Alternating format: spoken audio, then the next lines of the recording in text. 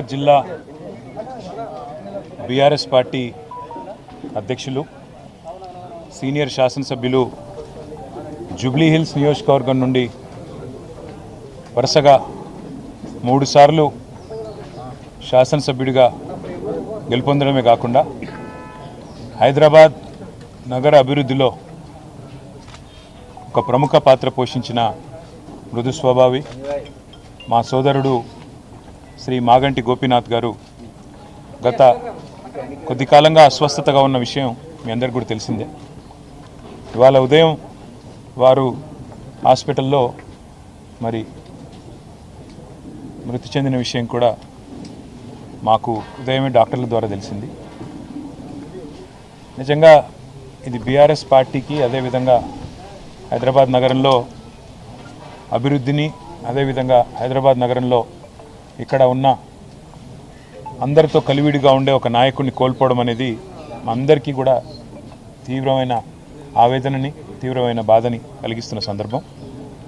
మీడియాని, అదేవిధంగా మిగతా మా కార్యకర్తల్ని కూడా కోరేది, ఈరోజు వాళ్ళ గోపీనాథ్ గారి కుటుంబ సభ్యుల ఆలోచన మేరకు ఈరోజే అంత్యక్రియలు, అంతిమ సంస్కారాలు మొత్తం ఏర్పాట్లన్నీ కూడా చేయాలని చెప్పి వాళ్ళ కుటుంబ సభ్యుల కోరిక మేరకు మరి ముందుకు పోతున్నాము.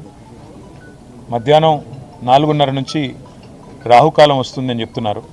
కాబట్టి ఆ రాహుకాలం కంటే ముందే అంతిమ కార్యక్రమాలన్నీ కూడా ఏర్పాటు చేయాలని చెప్పి కుటుంబ సభ్యుల కోరిక మేరకి జూబ్లీ హిల్స్లోని మహాప్రస్థానంలో మధ్యాహ్నం 3 నుంచి 4 గంటల మధ్యన ఈ కార్యక్రమం పూర్తవుతుంది. ఎవరైనా కార్యకర్తలు కానీ, నాయకులు కానీ, మిగతా వారి అభిమానులు కానీ